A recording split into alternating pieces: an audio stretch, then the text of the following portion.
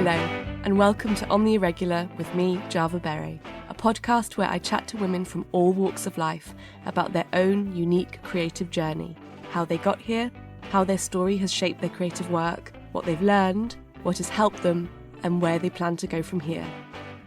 It's an irregular journey for so many of us, and I am delighted to offer a platform to share these fascinating stories and wells of wisdom.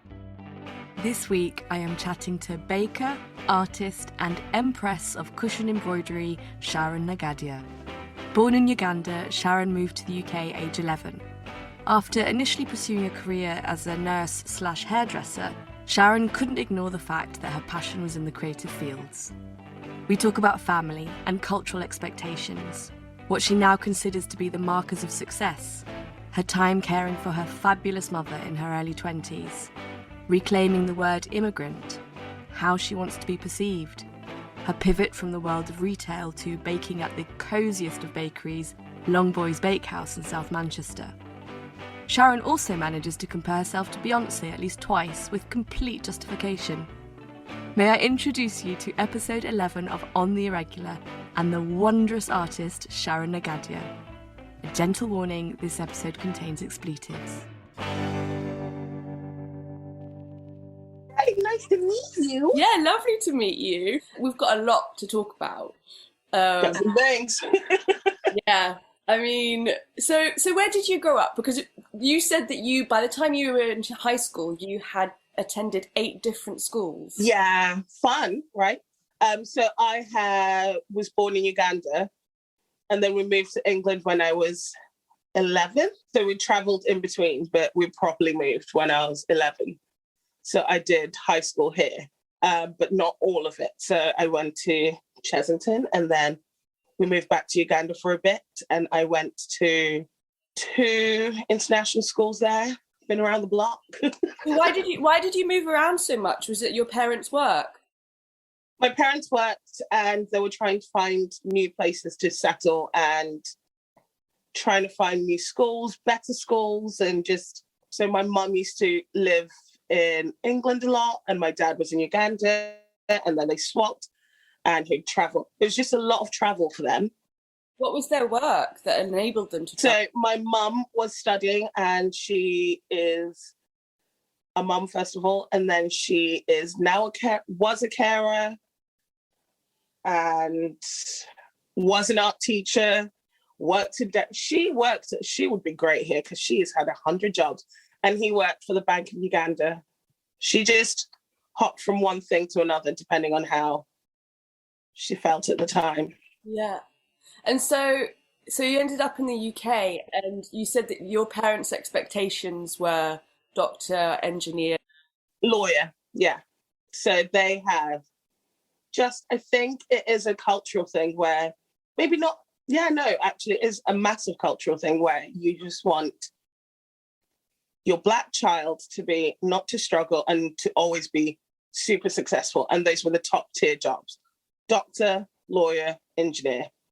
They were the jobs that were cycled around, and nothing was expected outside of that realm, and anything less than that was not seen as successful. So it was very difficult to kind of like shift out of that and be like, I can be creative, which is really interesting because my mom is really creative, but she really aspired, yes, for me to be happy, but she aspired for something more. She always said that she wanted something more, and that was success for them is defined in monetary value and kind of status.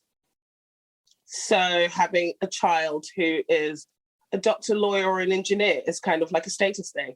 Imagine going to a wedding with 100 people. Not even 100. 100 is a very small African wedding. 1,000 people. And you're the parent with the child who's a doctor, rather than saying, oh, my child's an artist. Harder to understand. You'd be like, oh, interesting. Great.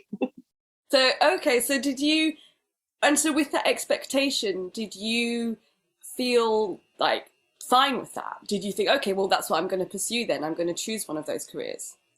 At first, yes. Because, yes, I did. There was a part of me where I did want these things. Like, I remember deciding to become a doctor because I had a really horrible nurse. And I was like, well, I'm going to get you back. I wanted to be a nurse, doctor, and hairdresser because my teacher had the most gorgeous hair and would come in with the most beautiful updo. So I was like, this is who I am, a nurse, doctor, hairdresser. And I pursued it because I liked the sciences and I liked learning and I wanted to help people. And all those things in a linear world are a doctor, someone who helps people, someone who, all these things, I only saw one path. And because that was the only path that was provided to me, and there was an immense pressure to do so. I remember once getting 99% in a test, and my dad's response wasn't, well done. He was like, where's the 1%? So there was always that expectation in the back of my mind. You will be the Black female lead as a doctor rather than you can be a Black female lead in another. I mean, it would have been great to be a hairdressing nurse doctor.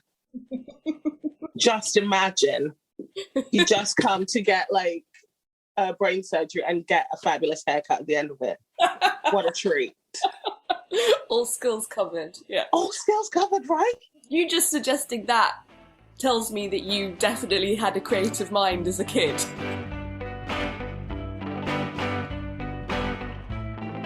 How did you then veer off that path? So all the way through school, I got good grades. I did sciences. I did chemistry, biology, fine arts, and critical thinking as my A-levels. And obviously they did discourage me from doing art. They saw that I enjoyed it, but it was supposed to be a hobby. So this is your parents discouraging? Yeah, so my parents are divorced. So when I say my parents, it's just my mother. She is my parents. She is my all. Yeah. So it's really interesting because my father was the one who was very into academia and very pressuring on that. But in turn, my mum, for cultural reasons, sees it as a marker of success. She wants me to be happy, but also it's really hard because that's her tunnel vision. So I went to college. I discovered that I liked art. I was always good at art. I enjoyed it. I did it as a GCSE. Just thought, you know what, carry on, see where it goes. I think they half expected that I would drop it. Mm-hmm. But instead, everything else kind of dropped. So the plan was, I'll do my sciences, I'll apply to Oxford, I'll become a doctor, just go through those check boxes. And that didn't quite happen. I did fine arts and realized that that's what I wanted to do. So then I picked up photography and I was like, okay, this is what I want to do. And then I did an art foundation year. And I think that's when they started realizing maybe she's not going to be a doctor. Maybe this is not where we're at. It was a really difficult conversation. I remember my mom didn't tell my grandparents for years that I hadn't done art. Years. Wow. It was just kind of like a phase sort of thing. Yeah. They also didn't. I had conversations with her friends who we'll give it a year and then you'll be back to medicine. It was kind of like, we'll give you this time to dip your toe, but we know you're going to come back to medicine. And also you're doing this, but know that you're doing this and you're not going to succeed as much as you would succeed in a career that was more linear. And it's definitely harder not being a doctor because I could have been the jazziest consultant and made tons of money and all these wonderful things. But it's taken a long time to realize that the mark of success is not money, which is very, very hard to say when we need to pay bills, we need to be warm. And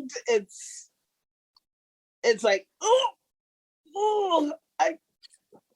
give me all the monies, but also, do I want to be happy? It's it's really hard. And especially, when you've been, it's hard anyway. Yeah. when you've been brought up with such a strong focus on that as a marker of success, it's really hard to shake that.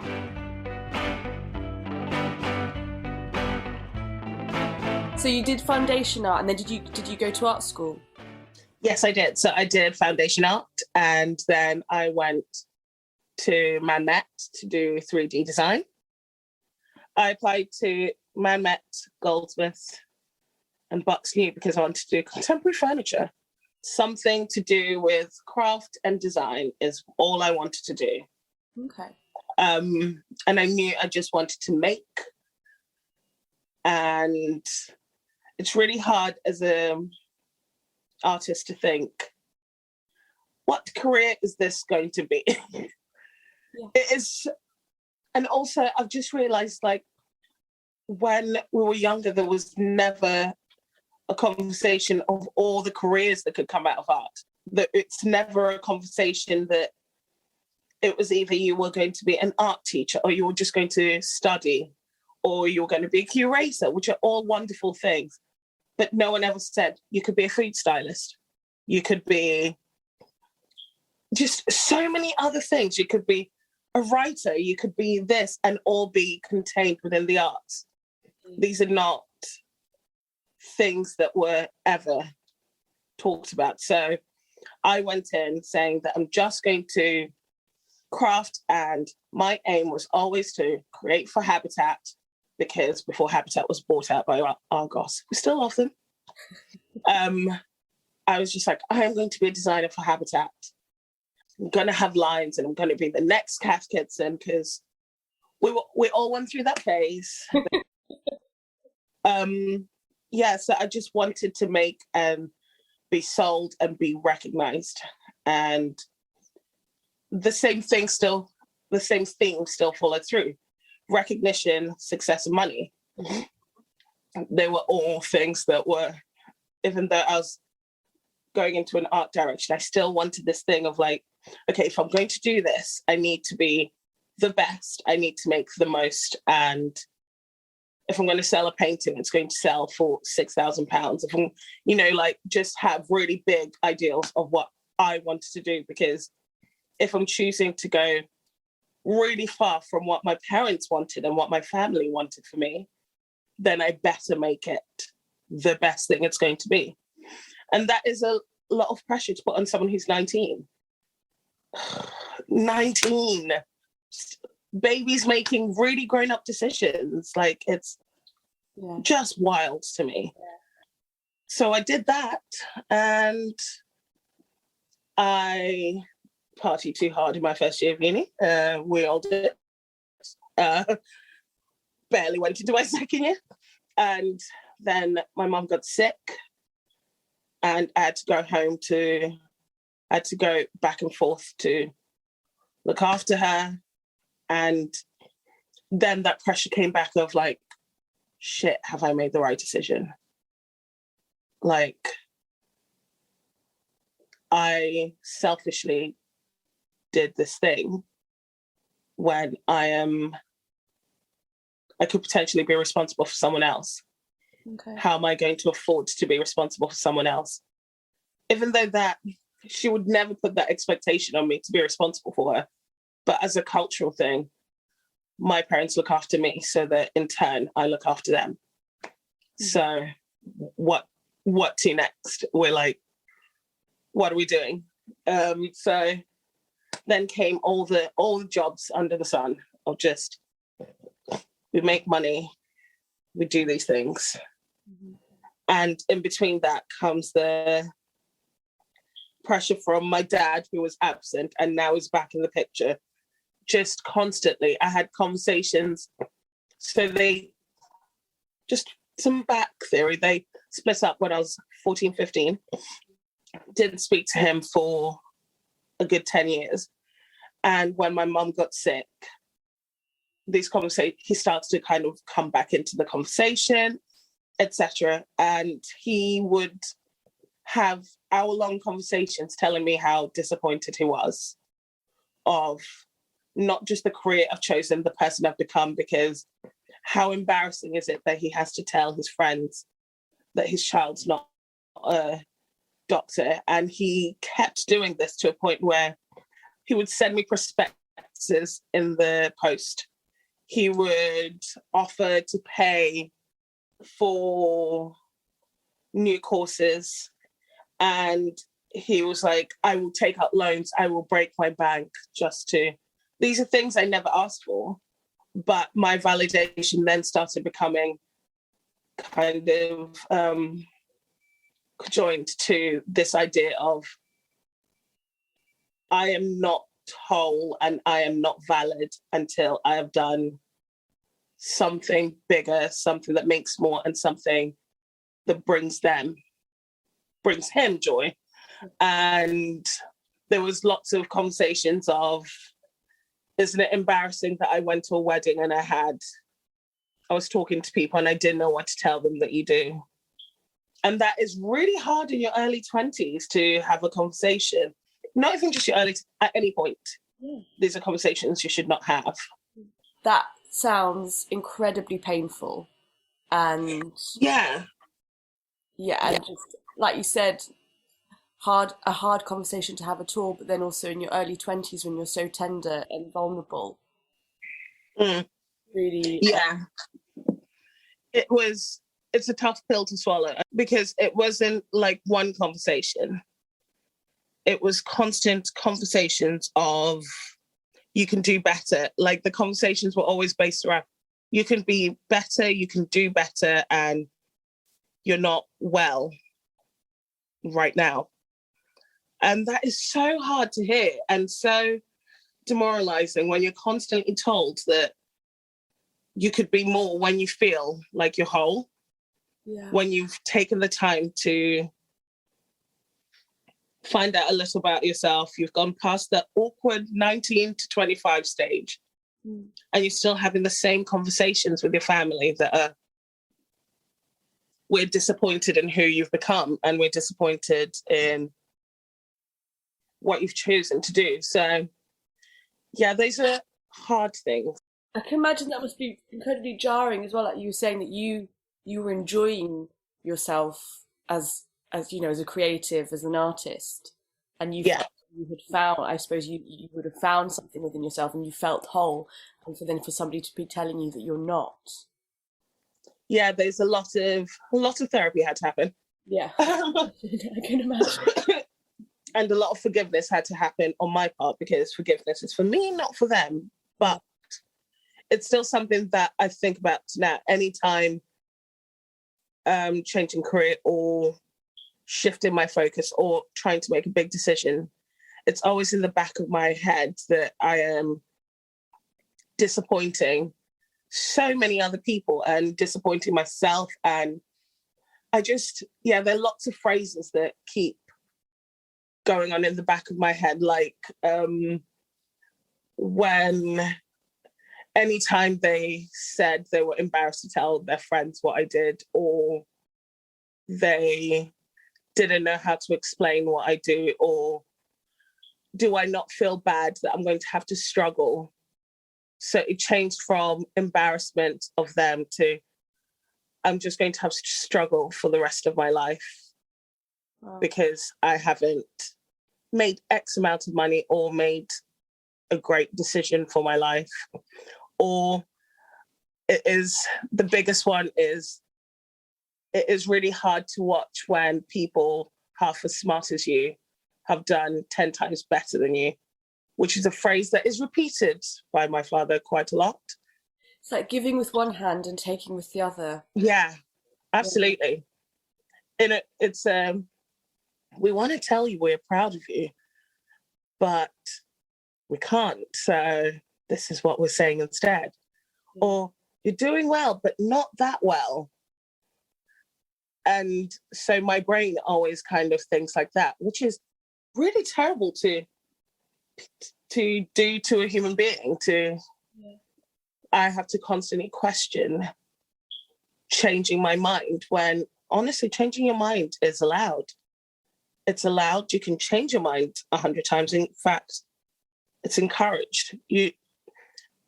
I don't know why it's seen as flighty to change your mind, rather than today, that's not my opinion.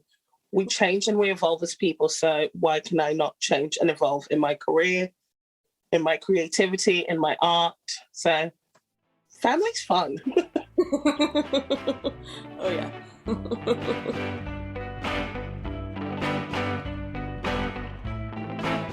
Lord, and all through this you were also caring for your mum. Yeah. My mum has MS. And for a while I was her legal carer. So I just had to stop. So my mum is one of the most incredible women I know. Nora is just delicious. We love her. We are big fans out here of Nora. But she got sick, and it's just me and my brother, who is 7 years younger, and he's a boy, and no shade, but he's a boy, he's young, he's gorgeous, but there's certain, when your mother falls in the bath and can't get up, it's better for me to go help her. Yeah. These are things he wouldn't understand, and just because I lost a bit of my childhood doesn't mean that he should lose his. So we just kept his innocence, and I would help her in the bath, I'd help her with daily tasks, and it's just what it was. So when the chances came up to get any job, I am not beneath anything, and she set the standard of she's not beneath anything, so she'll work any job. So in her mind, she wanted me to be successful because she didn't want me to struggle like she did. Whereas in my dad's mind, he wanted me to be successful because he wanted to show off this prize trophy of a child that he created and nurtured into this magical being that he has formed in his head. Yeah. Gosh, that's a lot to carry. Yeah. Yes, it is. Yeah, it is.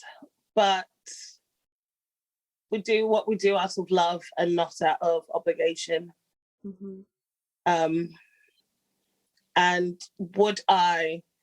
so I picked up a job at a B&B, which was to this day one of the greatest jobs, because it was for a sweet couple who were in their 60s, and it was great times. I cleaned toilets, but I would do it again over and over again. Wow. In a heartbeat, because one, some of the most fun people I've ever met. Old people telling stories are just great. Being in a place where you can invite people into your home and make them feel comfortable, and then create this connection with you, even if it's for 3 days or a week. Yeah. Love. And also it was a time in my life when my mum really needed the help, and I really stepped up. So, yeah. Which is really interesting, because if I'd gone to med school, I would not have had the time to care for her. I would not have had the time to care for her. I would have not had the space or so cool. Hindsight is 2020, but it's not something you realize till you're out of it. Wow. And so how long was that for? That was, 2011. It's good 4 years, 3-4 years. I just stopped everything and just traveled back and forth home. And then I told my friends in Manchester I was going home for 10 days and left for about a year and a half. Wow. I had all my stuff here. I just left because that's where the need was. Yeah. And I needed to think of something outside of myself and not be selfish. So yeah, I worked in a B&B for a year, maybe 2. Then I got a second job at H&M full-time. I was just multitasking hun for a while. And then I was it 2 years later? A year, maybe two later, I moved back to Manchester and moved to H&M at Trafford. I was there for 6 months. Then I moved to Under the Stories, then Monkey. So just stayed in the retail world for 5 or 6 years. And along this time I was baking, just going along, doing my little thing, baking and crafting. Right. Okay. And where'd baking come from? my grandma is a really good baker. My mum is a really great baker. Oh. She doesn't have because of her MS, her motor skills are not the best. And she just gets tired and she honestly doesn't enjoy it anymore. But I remember all the cakes my grandma would make for me, and she used to bake by eye. Oh, wow. It's insane. She'd just be like, oh, I'll put a ladle of this and this. There was a spoon, this really weirdly shaped ladle that she would use. And I'm sure she must have, like now thinking about it, she must have known this is what a cup is or whatever. But as a child, you just see this magical woman just picking up ladles of things and just pouring them in. And I was just like so impressed by everything she made that I was just like, yeah, let's do this together. And she taught me how to make banana bread. And then obviously every kid did sprinkled cupcakes, but obviously mine were the most excellent. She told me how great I was, and my grandma doesn't lie. So, and she used to teach me how to do all these fun things, and my mum did the same. And then when I was getting older, whenever there was, like, it was my dad's birthday, I'd make him a cake. My mum's birthday, I'd make her a cake.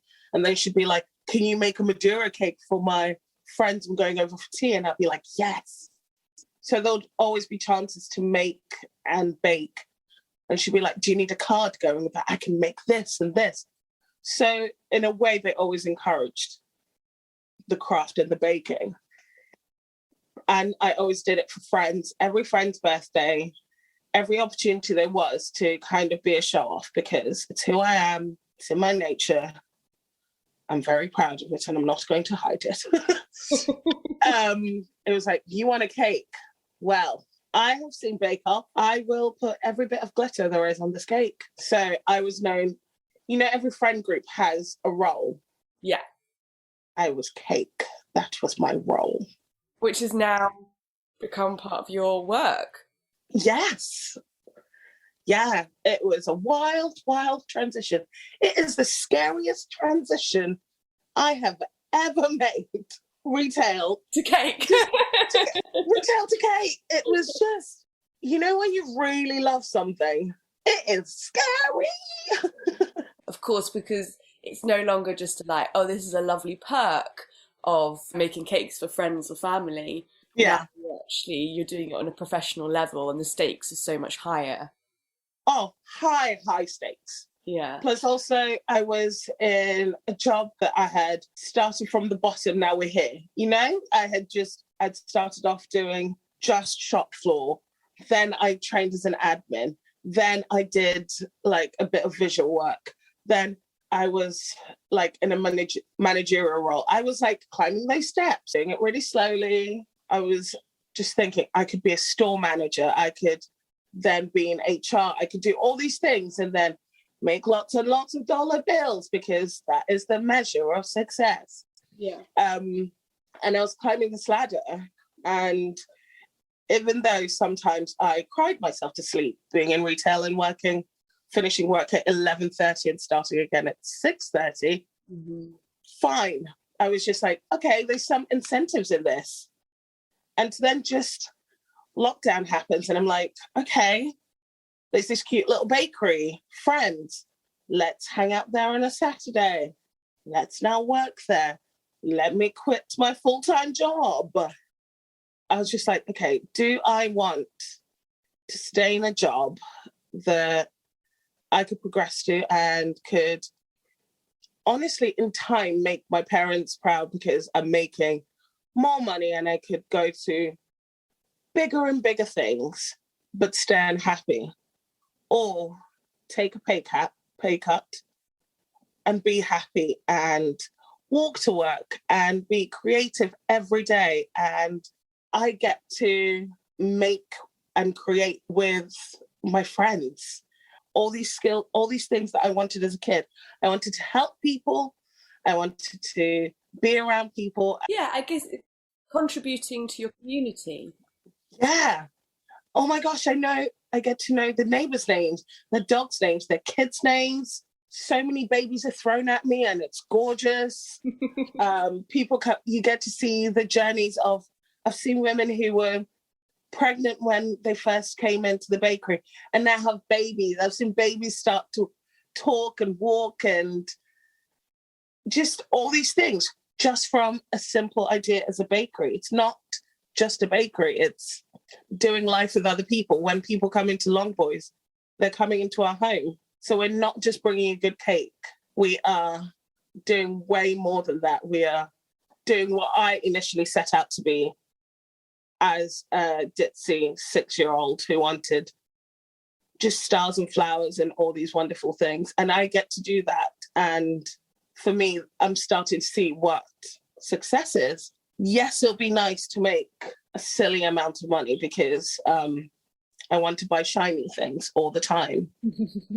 But also isn't success being mentally happy. Because of being at Longbois, I had enough days in the week to consistently go to therapy for like a year and a half. That has never happened in my life where I had the space and the routine to do that because I was working shifts or my job was too demanding. Whereas I knew on a Wednesday at 10 o'clock, I could have therapy and I had the option to go into work afterwards or not. I knew exactly when I could have a day off. I knew exactly what was needed from me. I could go in and after therapy, make a beautiful cake or just bake and get into a calming zone instead of going to the Arndale Centre and having hundreds of people coming at you and walking through Piccadilly Gardens, just little things. Platform 13, having to do that. Everyone who lives in Manchester knows Platform 13. It is doing a marathon, but also it is like going to Narnia. It is. But for those who don't live in Manchester, it's this one platform that's at the other end of the train station, and to get there you have to travel through different lands to get to it. Honestly, I think the weather conditions changed just from going from the train station to platform 13. It's interesting because I guess what you're talking about, right? How you were kind of going up the ranks in retail, and it feels like you were again having to make this decision about what was expected of you and what you wanted and what you felt would make you happier, and in taking a cut in salary, but what you've just described is just so beautiful. And I think it's really interesting that you said that you're understanding now what success is, because what you've just described sounds like a beautiful, successful, whole, rich life. Yeah, I can honestly say that I can sit in my 2-bed up and down rented house in Levy, not making like earth-shattering money, and just being like, I am happy, I am content. This is not to say that it's not a stressful job and I don't injure myself or I don't make mistakes, but I've never been in a place or a job where I feel healthy, I feel valued, I feel like everything I bring to the table is heard.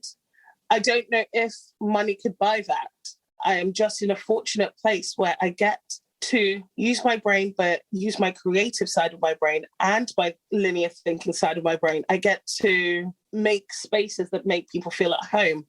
I get to have the option to make and create cushions or do all these things on the side or draw or write or speak or do things like this that I would never have had an option to do if I had stayed in a traditionalist thinking job. And that is not to say that that path is wrong. Mm-hmm. It just was not right for me. Yeah. This is not to say that let's all move to the middle of nowhere and make cakes and make craft. It's not everyone's path. But for me, I have never been happier than I am now. Something that you mentioned in your email that you wanted to talk about was about what an immigrant looks or sounds like. Yeah. I have been, obviously, like every other person in the world, really, just kind of moved and kind of shaken by what is publicly the last 4 years, but privately, every day of my life. My immigration status is I have discretionary leave to remain, which is interesting when people hear that because I'm well-spoken. I don't sound like what you would think an immigrant sounds like. Mm-hmm. I've been in the country for over 20 years, but obviously circumstances have led to where we're at now, where we have to, my mum, my brother and I have to keep applying for our residential status, and it's expensive. So legally, even though I live here, at any point the government can turn around and be like, see ya, even though this is my home. Yeah. And I think when people see me or meet me or hear me, they don't think of that as an immigrant. When people think immigrant, they think someone who's just got here, someone who's trying to steal your job, steal your housing, and steal all of this. And I wanted to change the perspective by being quite open about my immigration status and being quite open about things. And that has also come from therapy and talking. I was always scared for people to think of me as anything less than British. And I was so scared of people of knowing too much about my immigration status, because how very dare you talk about, we never talk about politics, money, or anything like that ever. But I wanted to change that. I wanted to change this culture of thinking that immigrants are only those people who cross the border in Calais, who you see on boats, who are hiding in bins and hiding in trucks. That is not who we are, and that is not it. I want you to see that immigrants can be people like me, people who are successful, people who have worked really, really hard, yet still are not allowed the same privileges as you. So, for example, my last application to the Home Office was £2,600, including legal fees that are £800. On top of that, you have to pay a healthcare surcharge, and that happens. And the Home Office can guarantee you leave to remain for between 2 and 4 years or something silly. So if it happened, you'd have to keep reapplying until you've saved up almost £7,000 to then apply for permanent residency. That's a racket. It's fucking insane. Like, so in December so just before Christmas was when we had to reapply. And I was sat here like talking to my mum, and she was in tears. And I got so angry that I got angry and jealous, honestly, that I could have bought a house. The money that I have spent and my mum has spent and my brother has spent, I could have bought a house for myself. She could have bought a house. He could have bought a house. Like, that's a deposit for a house. It's 3 great houses we could have bought. And we're still doing this. And I think when people hear immigration, it's this big taboo thing where they think it is going to be a really large, low-income family living in living in a very big house that the council pays for, or on the other hand, it will be a really small house with 100 people in it. People can't see any variation in between that, and can't see well-educated. I am middle class, let's just put it like that. Just there is variation and there is colour in this issue. It's not just these two extremes that it can be. And obviously these extremes exist and this narrative is there for a reason. But also I want you to know that I make not an extravagant amount of money, but also not a poverty line. Well, not a poverty line amount of money, but I still have to pay these things. So for people to think that... That's crippling. Yeah, it is. Jesus. So this is something that is there. So when you see people of colour work it, or immigrants especially, and their families have these views. So this is why it was really hard for me as a child to separate these views of my family and these views that my parents had and the things they wanted for me, because obviously they didn't want me to struggle and they didn't want me to need for anything. But also it's this twisted thing of we need a doctor and a lawyer so we can afford all these things that come along with it. And also we've come to this country, so you need to kind of really make it worth your time for moving to a country. People think you leave these gorgeous countries because we want to come to England and do this. I'm sure, like, England is my home now, but I'm sure my mum and dad at the time would happily have stayed in the beautiful houses they had, sent their kids to international schools and lived a lovely life and not left their family. You don't leave somewhere because something's good. You leave somewhere because something's bad. So this thing of we're here on our jollies, I would really like for that not to be something they see. So I want, when someone thinks immigrant, not just to think of these two extreme worlds that are there, they are valid, and it is really oppressive and it's really sad. But I want for people to see me, to see their friend, to see the person who bakes their cakes, to see the person who wave at you on the street, to see the person that you go for a pint with, to see the person who speaks like I do, to see someone who's articulate, to see someone who is different from what they think. And it was something that took a lot of the last 2 years to really come to and to be really proud of and to be really open with it, because we're not talking about it. It's mystified. And also, like you were rightly so just shook by the amount of money and all the things that we have to do all the time. People don't know this. Yeah. And I think if we just demystify the whole thing and you just see Sharon, the person, the myth, the legend, the Beyonce, and you just see me, and then you think, oh my goodness, she has had to pay this amount of money all the time. She has had to do, like, it's not something you think. Imagine having to budget and be like, okay, in 2.5 years, I'm going to have needed to save up $7,000. These are not normal things that you have to think about, but I have to think about it. My mum has had to think about it for the past 20 years. My brother has had to think about it. And I just wanted to, if I am the Beyonce and the poster child for this immigration status, I want you to see a different face. Yeah. I want it not to be, we have seen so much devastation and we see those beautiful and gorgeous kids being pulled out of, like, the sea and all these horrible images, which you'd see. But I also want you to see your neighbor, your friend, and the person you see every day, the person who is unsuspecting, someone who's wildly British. I am so twee, it's silly. I needle punch and I bake. It's the most Mary Berry thing ever. If I wrote down on paper, it's the most white middle class thing ever. But I am Black, I am Ugandan, and I think if people could see that that is still a facet.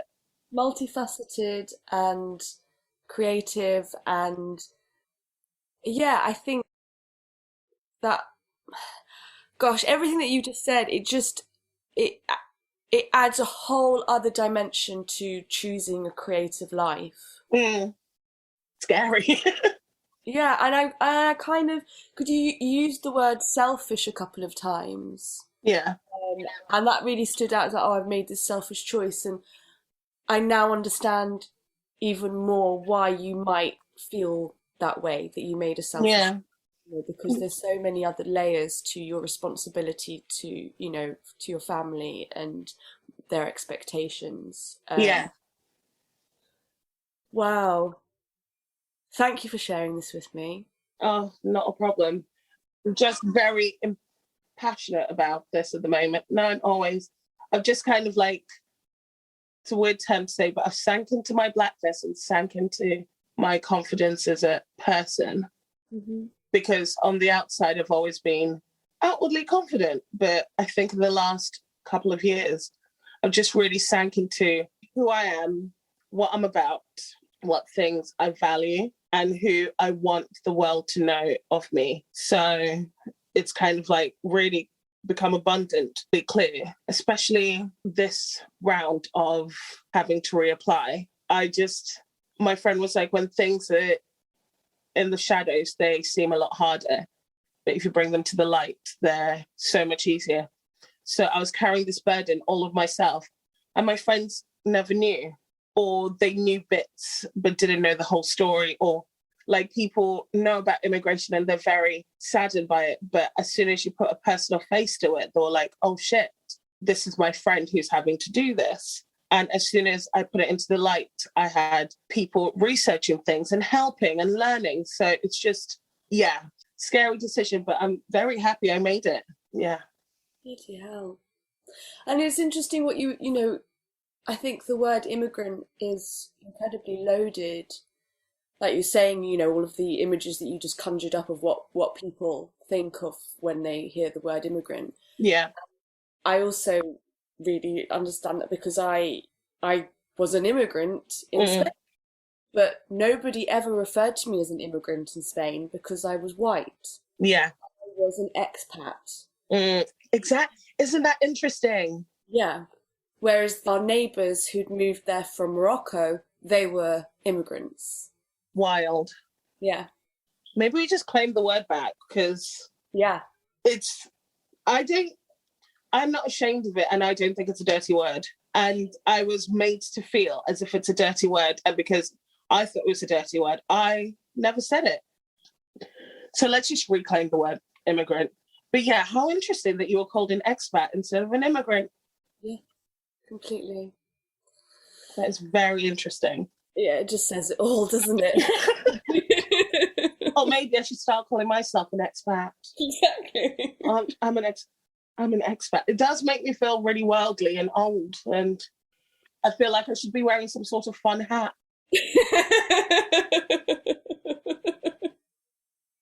Just like, oh, I'm an expat.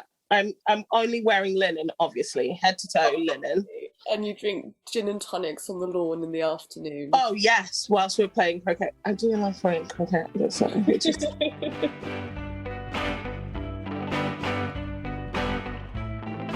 Gosh, thank you so much for sharing, and I'm so glad that you spoke about that, because I think, like you said, it is so important to understand, I suppose, yeah, the multifacets and the complexities of living as an immigrant. You know, as many stories as there are humans. Yes, absolutely. And having moved here from a different country and all of that, everything that entails, but then also who you are as a person and the depth to it. The depth, layers. It's like it's a lasagna of a human being. It's layers.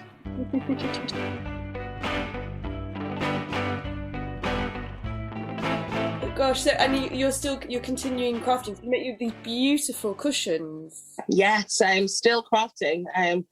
I've just started one greens. I'm doing a series of green cushions because I was walking around and I saw, you know, when moss starts to grow on like the side of buildings and then slate and concrete, it creates different shapes and colours.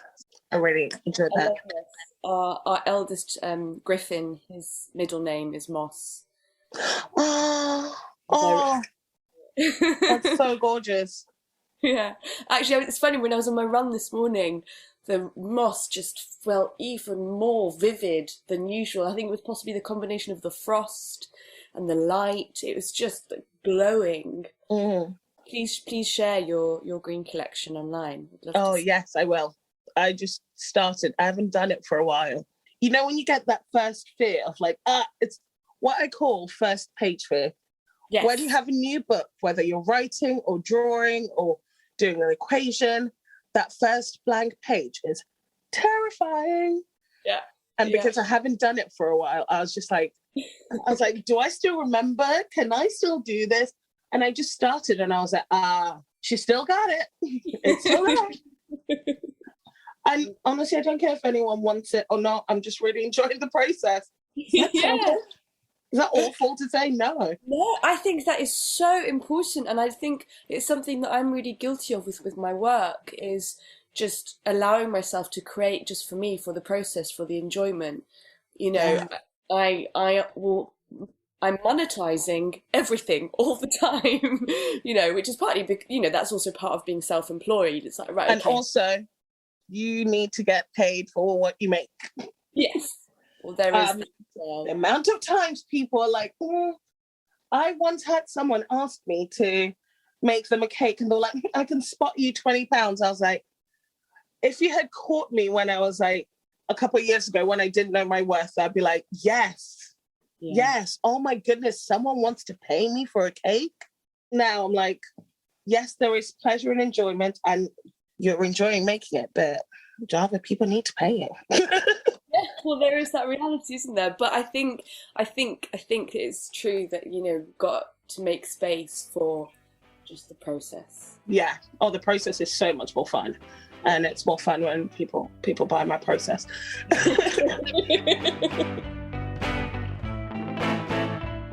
Oh, thank you so much for talking. Oh my gosh, this has been a pleasure, and it's waffly, but it's who I am. Glorious, really. Thank you. I really want to meet your mum. I'm so fascinated. Nora is like a bakehouse legend now. We need to think, what would Nora do and what would Dolly Parton do, and merge them. You can find Sharon on Instagram at @Nagadya and via the bakery website at Longbois Bakes. Thank you so much for listening to On the Irregular. Please make sure you review and subscribe, as it helps other listeners find us and really does make such a difference.